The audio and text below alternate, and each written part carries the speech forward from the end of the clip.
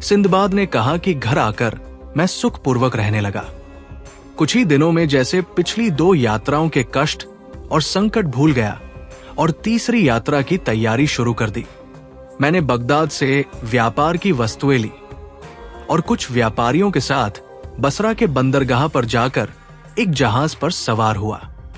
हमारा जहाज कई द्वीपों में गया जहां व्यापार करके हम लोगों ने अच्छा लाभ कमाया। किंतु एक दिन हमारा जहाज तूफान में फंस गया। इसके कारण हम लोग सीधे मार्ग से भटक गए। अंत में एक द्वीप के पास जाकर जहाज ने लंगर डाल दिया और पाल खोल डाले। कप्तान ने ध्यान देकर द्वीप को देखा, फिर उसकी आंखों में आंसू बहने लगे। हमने इसका कारण पूछा तो उसने कहा, अब हम लोगों का भगवान ही रक्षक है, क्योंकि इस द्वीप के समीप ही जंगली लोगों के द्वीप है। उनके शरीर पर लाल लाल बाल होते हैं। इन वनवासियों से भटके हुए जहाजियों पर बड़े बड़े संकट आए हैं। वे हम लोगों से आकार में छोटे हैं, किंतु हम उनके आगे विवश हैं। यदि उनमें से एक भी हमारे हाथ से मारा जाए तो वे हमें चींटियों की तरह चारों ओर से घेर लेंगे और हमारा सफाया कर देंगे। हम सब लोग इस बात को सुनकर बहुत घबराए, किंतु कर ही क्या सकते थे। कुछ देर में जैसा कप्तान ने कहा था वैसा ही हुआ। जंगली लोगों का एक बड़ा समूह, जिनके शरीर छोटे छोटे थे और लाल रंग के बालों से भरे हुए थे, तट पर आए और तैरकर जहाज के चारों ओर आ गए। वे अपनी भाषा में कुछ कहने लगे, किंतु वो हमारी समझ में नहीं आया। वे बंदरों की तरह आसानी से जहाज पर चढ़ आए। उन्होंने पालों को लपेट दिया और लंगर की रस्सी काटकर जहाज को किनारे पर खींच लाए। उन्होंने हमें जहाज से उतार लिया और घसीटते हुए अपने द्वीप में ले गए। उस द्वीप के निकट कोई जहाज उनके डर से नहीं आता था, किंतु हमारी तो मौत ही हमें घसीट लाई थी। उन्होंने हमें एक घर के अंदर बंद कर दिया। हमने देखा कि आंगन में मनुष्यों की हड्डियों का एक ढेर जमा है और बहुत सी मोटी लोहे की छड़ें रखी है। हम ये देखकर भय के कारण अचेत हो गए। बहुत देर के बाद हमें होश आया तो हम अपनी दशा को विचार कर रोने लगे। अचानक एक दरवाजा खुला और अंदर से एक अत्यंत विशालकाय आदमी हमारे आंगन में आया। उसका शरीर ताड़ की तरह था और मुंह घोड़े की तरह। उसके केवल एक ही आंख थी जो माथे के बीच में थी और अंगारे की तरह दहक रही थी। उसके दांत बहुत बड़े और नुकीले थे और उसके मुख से बाहर निकले हुए थे। उसका निचला होंठ इतना बड़ा था कि उसकी छाती तक लटकता था। उसके कान हाथी जैसे थे और उसके कंधों को ढके हुए थे और उसके नाखून बड़े कड़े और घुमावदार थे, जैसे शिकारी जानवरों के होते हैं। हम सब उस राक्षस को देखकर एक बार फिर गश खा गए। जब हम होश में आए तो देखा कि राक्षस हम लोगों के पास ही खड़ा है और हमें देख रहा है। फिर वो हमारे और निकट आया और हम में से एक एक को उठाकर हाथ में घुमा फिरा कर देखने लगा, जैसे कसाई लोग बकरियों और भेड़ों को उनकी मोटाई का अंदाज लगाने के लिए देखते हैं। सबसे पहले उसने मुझे पकड़ा, लेकिन दुबला पतला देख कर रख दिया। फिर उसने हर एक को इसी तरह देखा और अंत में कप्तान को सबसे मोटा ताजा पाकर उसे एक हाथ से पकड़ा और दूसरे हाथ से एक छर उसके शरीर में आर पार कर दी और फिर आग जलाकर कप्तान को भून कर खा गया। फिर अंदर जाकर सो गया। उसके खर्राटे बादल की गरज की तरह आते रहे और रात भर हमें भयभीत करते रहे। दिन निकलने पर वो जागा और घर से बाहर चला गया। हम सब अपनी दशा पर रोने लगे। हमारी समझ ही में नहीं आ रहा था कि उस भयंकर राक्षस से किस प्रकार प्राण बच सकते हैं। हम सबने अपने को ईश्वर की इच्छा पर छोड़ दिया। घर से बाहर निकलकर हमने फल फूल खाकर भूख बुझाई। हमने चाहा कि रात को उस घर में न जाए, किंतु और कोई स्थान था ही नहीं जहां रात बिताते।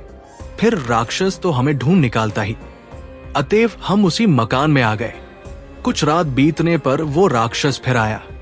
उसने फिर हम लोगों को पहले की तरह उठा उठा कर देखा और हमारे एक साथी को अन्य लोगों की अपेक्षा अधिक मोटा ताजा पाकर उसके शरीर में छड़ घुसेड़ कर भून कर खा गया। सवेरे जब वो बाहर गया तो हम लोग बाहर निकले। हमारे कई साथियों ने कहा कि इस प्रकार की कष्टदायक मृत्यु से अच्छा है हम लोग समुद्र में डूब मरे। किंतु हमें से एक ने कहा कि हम लोग मुसलमान हैं और हमारे लिए आत्महत्या बड़ा पाप है।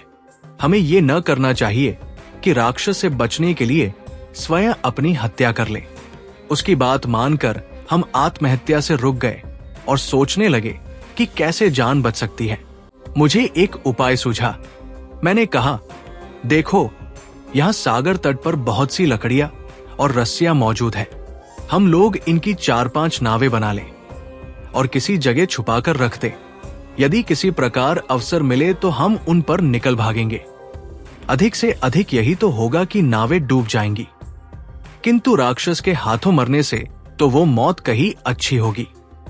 मेरे सुझाव को सब लोगों ने पसंद किया। हम लोगों को नाव बनाना आता था और हमने दिन भर में 4-5 ऐसी छोटी छोटी नावें बना ली जिनमें 3-3 आदमी आ सकते थे। शाम को हम फिर उस घर के अंदर गए। राक्षस ने हर रोज की तरह हम लोगों को उठा उठा कर देखा और एक हृष्ट पुष्ट व्यक्ति को सलाख में भेद कर भून दिया और खा गया। जब वो सो गया और उसके खर्राटे बहुत गहरे हो गए तो मैंने अपने साथियों को अपनी योजना बताई और हमने उस पर कार्य करना आरंभ कर दिया। वहां कई सलाखें पड़ी हुई थी और आग अभी तक खूब जल रही थी। मैंने और 9 अन्य होशियार और साहसी लोगों ने एक एक सलाख को आग में लाल कर दिया। फिर उस राक्षस की आंख में हम सभी ने उन सलाखों को घुसेड़ दिया, जिससे वह बिल्कुल अंधा हो गया। उसने अपने हाथ इधर उधर मारने शुरू किए। हम लोग उससे बचकर कोनों में जा छुपे। अगर वो किसी को पा जाता तो कच्चा ही खा जाता। फिर वो चिंघाड़ता हुआ घर के बाहर भाग गया और हम लोग समुद्र के तट पर आकर उन नावों पर चढ़ गए जिन्हें हमने पहले से बना रखा था। हम चाहते थे कि सवेरा होने पर यात्रा आरंभ करें। तभी हमने देखा कि 2 राक्षस उस राक्षस के हाथ पकड़े अपने बीच में लिए आते हैं जिसे हमने अंधा किया था। अन्य कई राक्षस भी उनके पीछे दौड़े आते थे। हमने उन्हें देखते ही नावें समुद्र में डाल दी और तेजी से उन्हें खेने लगे। राक्षस समुद्र में तैर नहीं सकते थे, किंतु उन्होंने तट पर से ही बड़ी बड़ी चट्टानें हमारी ओर फेंकना शुरू किया। केवल एक नाव को छोड़कर, जिस पर मैं और मेरे 2 साथी बैठे थे, सारी नावें राक्षसों की फेंकी चट्टानों से डूब गई। हम अपनी नाव को तेजी से खेकर इतनी दूर आ गए जहां पर उनकी चट्टानें आ नहीं सकती थी। किंतु खुले समुद्र में आकर भी हमें चैन न मिला। तेज हवा हमारी छोटी सी नाव को तिनके की तरह पानी पर उछालने लगी। 24 घंटे हम इसी दशा में रहे। फिर हमारी नाव एक द्वीप में पहुंच गई। हम लोग प्रसन्नतापूर्वक उस द्वीप पर उतरे और तट पर लगे पेड़ों से पेट भर फल खाने के बाद हमारे शरीरों में कुछ शक्ति आई। रात को हम लोग समुद्र के तट ही पर सो रहे।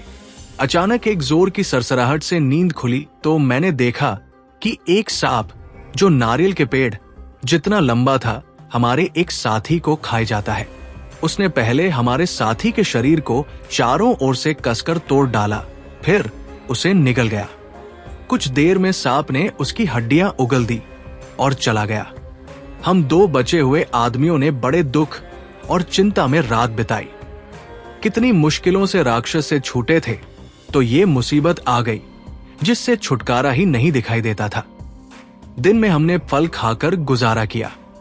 शाम तक हमने अपने बचने के लिए एक पेड़ खोज लिया था और रात होते ही उस पर चढ़ गए।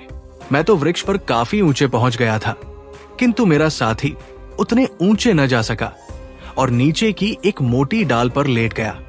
सांप फिर रात को आया। पेड़ की जड़ पर पहुंचकर उसने अपना शरीर ऊंचा किया और मेरे साथी को पकड़कर खा गया और फिर वहां से चला गया।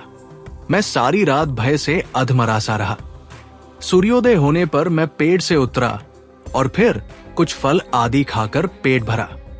मुझे विश्वास था कि आज मैं अवश्य ही उस सांप का ग्रास बनूंगा, क्योंकि उसने मुझे देख तो लिया ही है। मैंने काफी सोच विचार के बाद ये तरकीब निकाली कि पेड़ के चारों ओर ढेर सारी कंटीली झाड़ियां रख दी और ऊपर भी कांटों की ऐसी ओट कर ली कि किसी को दिखाई न दूं। रात को सांप आया। वो झाड़ियों के कारण पेड़ की जड़ तक न पहुंच पाया, किंतु सारी रात घात लगाकर बैठा रहा। सवेरे वो चला गया। मैं रातों की जगाई और जान के डर और रात भर सांप की फुफकार सुनने से इतना अशक्त और निराश हो गया था कि सोचने लगा कि ऐसे जीने से तो समुद्र में डूब जाना अच्छा है। इसी इरादे से समुद्र तट पर गया, किंतु सौभाग्यवश किनारे कुछ ही दूर पर एक जहाज दिखाई दिया। मैंने चिल्लाकर आवाज देना और पगड़ी को हवा में हिलाना शुरू किया। जहाज के लोगों ने मुझे देखा और कप्तान ने एक नाव भेजकर मुझे जहाज पर चढ़ा लिया। वे लोग मुझसे पूछने लगे कि मैं उस द्वीप में कैसे पहुंचा।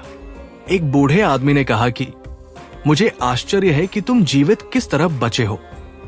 मैंने तो सुना है कि इन द्वीपों में नरभक्षी राक्षस रहते हैं जो आदमियों को भून कर खाते हैं। इसके अलावा यहाँ विशालकाय सर्प भी हैं जो दिन में गुफाओं में सोते रहते हैं और रात में शिकार के लिए निकलते हैं, और कोई आदमी पाते हैं तो उसे निगल जाते हैं। मैं उनकी बातों का उत्तर न दे सका क्योंकि भूख और जगाई के कारण निढाल हो रहा था। उन्होंने मुझे भोजन कराया और चूंकि मेरे वस्त्र तार तार हो रहे थे इसलिए एक जोड़ा कपड़ा भी मुझे दिया। फिर मैंने विस्तार पूर्वक अपनी विपत्तियों का वर्णन किया और बताया कि किस प्रकार राक्षस और सांप से बचा। सबने कहा कि तुम पर भगवान की बड़ी कृपा है जिससे तुम जीवित बच रहे। हम लोगों का जहाज सिलहट द्वीप में पहुंचा जहां चंदन होता है जो बहुत सी दवाओं में डाला जाता है। जहाज ने वहां लंगर डाला और व्यापारी गण अपना सामान लेकर द्वीप पर क्रय विक्रय करने के लिए उतर गए। कप्तान ने मुझसे कहा, भाई तुम बगदाद के निवासी हो। वहां के एक व्यापारी का बहुत सा माल बहुत दिनों से मेरे जहाज पर पड़ा है। तुम उसकी गठरिया ले जाकर उसके स्त्री बच्चों को दे देना। मैं चिट्ठी लिख दूंगा तो वे लोग तुम्हारी लदान की मजदूरी दे देंगे। मैंने उसको धन्यवाद दिया कि उसने मुझे काम तो दिलाया। उसने अपने लिपिक से कहा कि उस व्यापारी का माल इस आदमी को सौंप दे। लिपिक ने पूछा कि उस व्यापारी का नाम क्या था। कप्तान ने कहा कि माल का मालिक सिंदबाद जहाजी था। मुझे इस बात पर इतना आश्चर्य हुआ कि कप्तान का मुंह देखने लगा। कुछ देर में मैंने पहचाना कि मेरी दूसरी यात्रा में भी जहाज का कप्तान यही था। उस द्वीप पर मुझे सोता हुआ छोड़कर मेरे साथी जहाज पर चले गए थे और सभी ने समझ लिया था कि मैं कहीं मर खप गया हूं। यद्यपि इस घटना को बहुत दिन नहीं हुए थे, तथापि इधर लगातार पड़ने वाली विपत्तियों के कारण मेरे चेहरे का रंग और नक्श इतने बदल गए थे कि कप्तान मुझे पहचान नहीं सका। मैंने पूछा कि ये सामान क्या सिंदबाद जहाजी का है। कप्तान ने कहा, यह सामान निःसंदेह सिंदबाद का है। वो बगदाद का निवासी था और बसरा बंदरगाह से हमारे जहाज पर माल लेकर चढ़ा था। एक दिन हम लोग एक द्वीप पर पहुंचे और जहाज का लंगर डाला ताकि द्वीप से लेकर मीठा पानी जहाज पर भर ले। कई व्यापारी भी घूमने फिरने को उतर गए, उनमें सिंदबाद भी था। कुछ देर में अन्य लोग तो जहाज पर आ गए, लेकिन सिंदबाद न आया। मैंने 4 घड़ी तक उसकी राह देखी, किंतु जब हवा अनुकूल देखी तो मैंने पाल खोल दिए और जहाज को आगे बढ़ा दिया। मैंने पूछा कि तुम्हें क्या पूरा विश्वास है कि सिंदबाद मर गया है। कप्तान ने कहा कि मुझे इसमें कोई संदेह नहीं है कि सिंदबाद अब दुनिया में नहीं है। मैंने उससे कहा, तुम मुझे पूरे ध्यान से देखो और पहचानो कि मैं ही सिंदबाद हूं कि नहीं। हुआ ये था कि द्वीप पर उतरकर मैं एक स्रोत के निकट खा पी कर गहरी नींद सो गया था। मेरे साथियों ने मुझे जगाया ही नहीं। शायद उन्हें यह मालूम भी न था कि मैं कहां सो रहा हूं। जब मेरी आंख खुली और मैं समुद्र तट पर पहुंचा तो देखा कि तुम्हारा जहाज दूर चला गया है। कप्तान ने यह सुनकर मुझे ध्यानपूर्वक देखा और मुझे पहचान गया। उसने मुझे गले लगाया और भगवान को धन्यवाद दिया कि मैं जीवित हूं, हालांकि मुझे मरा हुआ समझ रहा था। उसने कहा, तुम्हारे माल को भी मैंने हर जगह व्यापार में लगाया और इस पर हर सौदे में मुनाफा हुआ है। अब मैं तुम्हारे माल को तुम्हारे मुनाफे के साथ तुम्हें सौंपता हूं। यह कहकर उसने मुझे मेरी गठरिया सौंप दी और वो नगद राशि भी दे दी। जो मेरे माल के व्यापार के लाभ के रूप में उसके पास थी। मुझे ये सब मिलने की कोई आशा नहीं थी और मैंने भगवान को लाख लाख धन्यवाद दिया। फिर हमारा जहाज सिलहट द्वीप से अन्य द्वीपों में गया, जहां से हमने लौंग, दारचीनी आदि खरीदा। हमने दूर दूर की यात्रा की। एक जगह हमने इतने बड़े कछुए देखे जिनकी लंबाई चौड़ाई 50-50 हाथ की थी, और अजीब मछलियां भी जो गाय की तरह दूध देती है। कछुओं का चमड़ा बहुत कड़ा होता है, उसकी ढालें बनाई जाती है। हमने एक और अजीब किस्म की मछलियां देखी। इसका रंग और मुंह ऊंट जैसा होता है। घूमते फिरते हमारा जहाज बसरा के बंदरगाह में आया। वहां से मैं बगदाद आ गया।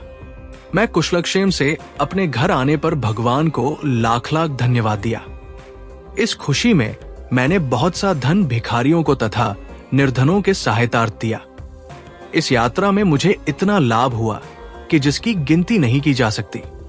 मैंने दान आदि करने के अतिरिक्त कई सुंदर भवन तथा आराम आसाइश की चीजें भी खरीदी।